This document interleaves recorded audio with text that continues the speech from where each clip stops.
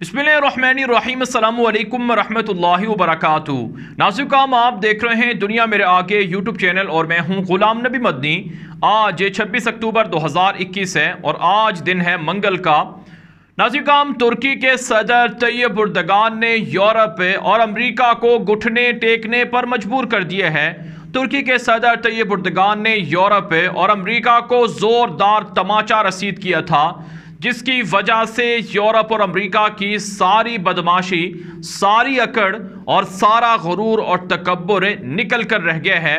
Tayyip Erdogan ने गुज़श्ता दिनों ये ऐलान कर दिया था कि 10 मुल्कों के सफ़ीर हमारे मुल्क के अंदर मदाखलत कर रहे हैं, गद्दारी के मुर्तकिब हुए हैं। हम दुनिया के 10 मुल्कों के इन सफ़ीरों को अपने मुल्क से निकालने का ऐलान करते हैं, इन्हें गैर पसंदीदा शख्सियत करार देते हैं और दुनिया पर वाज़े करते हैं कि इन मुल्कों के सफ़ीर वो दूसरे मुल्कों के अंदर जाकर वहाँ के मामलात के अंदर दखल अंदाजी करते हैं।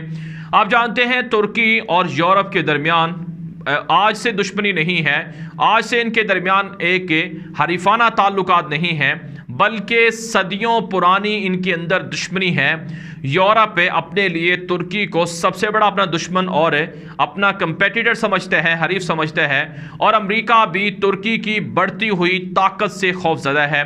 नाज़रीन, ये जो 10 मुल्क थे जिनके सफ़ीरों ने तुर्की के अंदरूनी मामलात के अंदर मदाखलत की थी, इसमें कनाडा का सफ़ीर था, फ्रांस का सफ़ीर था, अमेरिका का सफ़ीर था और इसके अलावा नाज़रीन यूरोप के कुछ दीगर ममालिक थे जिनके सफ़ीर थे, जिन्होंने अदालत के अंदर चलने वाले एक मुकदमे पर अपनी मुदाखलत की थी, रिमार्क्स दिए थे।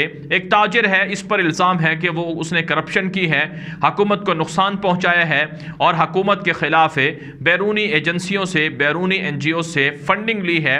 उससे को रिहा करने के लिए इन 10 मुल्कों के सफ़ीरों ने बयान दिया कि अदालत को इस ताजर को रिहा करना चाहिए, इस शख्स को रिहा करना चाहिए। एर्दोगान ने कहा कि हमारे मुल्क के शहरी पर जब अदालत में मुकदमे है तो उसकी रिहाई के लिए ये 10 मुल्कों के सफ़ीर किस तरह से रिमार्क्स दे सकते हैं, किस तरह से मदाखलत कर सकते हैं। इस वजह से एर्दोगान ने कहा कि हम इन 10 मुल्कों के सफ़ीरों को अपने मुल्क से निकालने का ऐलान करते हैं।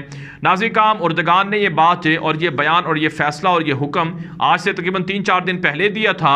इस वाक़े के बाद दुनिया भर के अंदर ये हंगामे खड़े हो गए, दुनिया भर के अंदर ये शोर शुरू हो गया कि अब तुर्की यूरोप के साथ है और दुनिया के कई मुल्कों के साथ सफारती जंग के अंदर, तनाज़े के अंदर उलझ रहा है और इससे नुकसान तुर्की को होगा और इसका खमियाजा तुर्क अवाम को भुगतना पड़ेगा। लेकिन एर्दोगान ने साबित किया है कि जो पॉलिसी उन्होंने इख्तियार की है, जो फैसला उन्होंने इख्तियार किया है, इससे तुर्की को नहीं बल्कि तुर्की को नुकसान नहीं बल्कि तुर्की को इससे फ़ायदा हुआ है। नाज़रीन, तुर्क सदर तैयब एर्दोगान ने कल रात को एक खिताब के दौरान ये बात कही है कि हम यूरोप को और मग़रिब को और अमेरिका को ये बात बताना चाहते हैं कि हमारे मुल्क के मामलात के अंदर मुदाखलत ना की जाए और हमें गिरा हुआ ना समझा जाए, हमें कमज़ोर ना समझा जाए।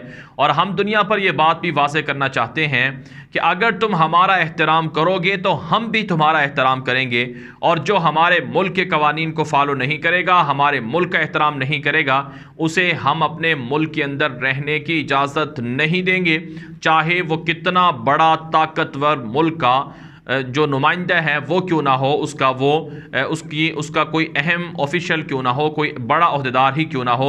एर्दोगान ने यह वाज़े कर दिया है। नाज़रीन, आप जानते हैं तैयब एर्दोगान और तुर्की के ख़िलाफ़ अमेरिका और यूरोप की जानिब से पाबंदियाँ भी लगाई जा रही हैं।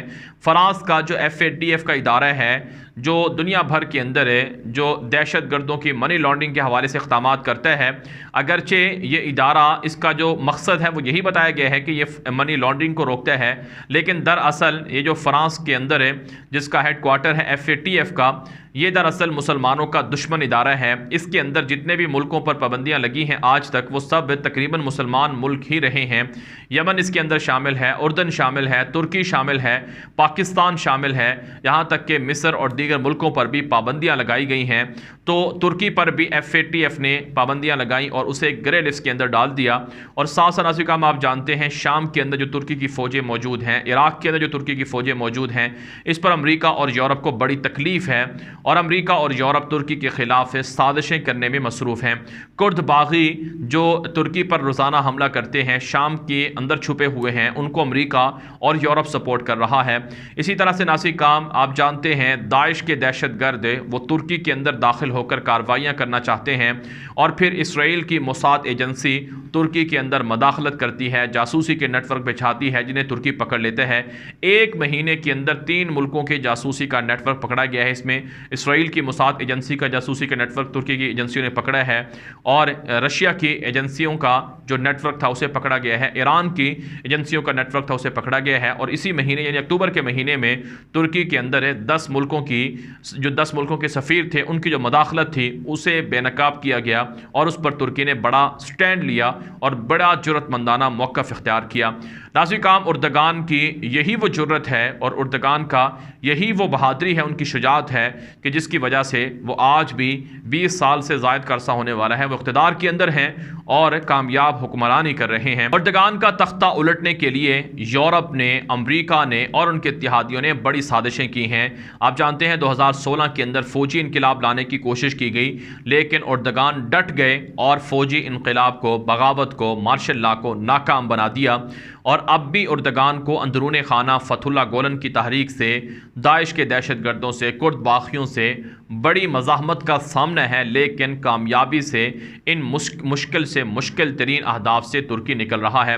अमेरिका तुर्की के ख़िलाफ़ पाबंदियाँ लगा रहा है। अमेरिका तुर्की को धमकियाँ दे रहा है कि अगर तुमने S-400 मिसाइल सिस्टम की ख़रीदारी ना रोकी तो तुम्हारे ख़िलाफ़ पाबंदियाँ लगा दी जाएंगी। अमेरिका ने तुर्की से मुआहिदा किया था कि आपको F-16 तैयारे देंगे और $1.40 अरब यानी तकरीबन $1.5 अरब के लगभग रकम है जो तुर्की अमेरिका को दे चुका है। लेकिन अमेरिका ने ना तो जहाज़ तुर्की को दिए हैं और ना ही ये रकम वापस तुर्की को की गई है। तुर्की ने कहा है, उर्दगान ने अमेरिका को आंखों में आंखें डालकर बात करते हुए कहा कि अगर अमेरिका ने उनके पैसे वापस ना किए तो फिर अमेरिका से तुर्की अपने पैसे लेना जानता है। आप जानते हैं तुर्की के अंदर अमेरिका के असासे हैं, अमेरिका ने वहाँ अपने जोहरी हथियार और मिसाइल भी छुपाए हुए हैं। एक फ़ौजी अड्डा बाकायदा एक मुआहदे के तहत साल हर साल से तुर्की के अंदर अमेरिका का मौजूद है। उर्दगान ने कहा कि अगर अमेरिका हमारे पैसे वापस नहीं करेगा, हम अमेरिका का ये फ़ौजी अड्डा कब्ज़ा कर लेंगे, उनके हथियारों पर भी कब्ज़ा कर लेंगे। तो इस वक्त तुर्की इस्लामी दुनिया का उभरता हुआ ताकतवर मुल्क है। तुर्की मुसलमानों के लिए एक बड़ी अहमियत का हामिल मुल्क है और तुर्की अमेरिका और यूरोप की आंखों में आंखें डालकर बात भी कर रहा है। उर्दगान की जुर्रत और उर्दगान की शुजाअत और उनके इस तरह के इक़दामात से जो करोड़ों तुर्क हैं वो खुश हो रहे हैं। सोशल मीडिया पर अगर हम तुर्की का सोशल मीडिया उठाकर देखें तो तुर्की के अंदर जो लोग हैं वो उर्दगान के इस मौक़िफ़ की हिमायत कर रहे हैं और शाबाश दे रहे हैं, खराज तासीन पेश कर रहे हैं कि हुक्मरान हो तो ऐसा हो जो दुश्मनों की आंखों में आंखें डालकर बात कर सके। आप जानते हैं पाकिस्तान के वज़ीर आज़म इमरान खान ने भी एब्सोल्युटली नॉट कहा था, जिसके बाद पाकिस्तान को काफ़ी मसाइल का सामना करना पड़ा। पाकिस्तान के ऊपर IMF का प्रेशर आ गया, महंगाई बढ़ गई और पाकिस्तान के अंदर जो पाबंदियाँ लगाने और पाकिस्तान को कुर्बानी का बकरा बनाने के लिए प्रेशर और धमकियाँ मज़ीद पाकिस्तान पर बढ़ गई। लेकिन जब तक किसी भी मुल्क का हुक्मरान ताकतवर उस वक्त तक नहीं हो सकता है जब तक कि उसके अंदर हमीयत ना हो, जब तक कि उसके अंदर गैरत ना हो, जब तक कि उसके अंदर जुर्रत ना हो, जब तक कि उसके अंदर शुजाअत ना हो। उर्दगान ने यह मौक़िफ़ इख्तियार किए हैं, इस वजह से आज यूरोप उनसे डरता है, इसराइल उनसे डरता है, अमेरिका उनसे डरता है और उनकी हुकूमत को गिराने की 1000 बार कोशिशें की गई हैं लेकिन वो नाकाम रहे हैं। इसलिए अल्लाह ताला के साथ ताल्लुक़ और अल्लाह ताला के बाद बंदों के मफादात के लिए खुलूस दिल से काम, ये किसी भी मुल्क के हुक्मरान को ताकतवर बनाता है। यह वीडियो दोस्तों के साथ व्हाट्सएप पर, फेसबुक पर, ट्विटर पर, इंस्टाग्राम पर, हर जगह पर नशर करें ताकि लोगों को मालूमात मिले, लोगों को हक़ाइक़ मिल सकें। अब तक के लिए इतना ही इजाज़त दीजिए। अस्सलामु अलैकुम व रहमतुल्लाहि व बरकातुहू।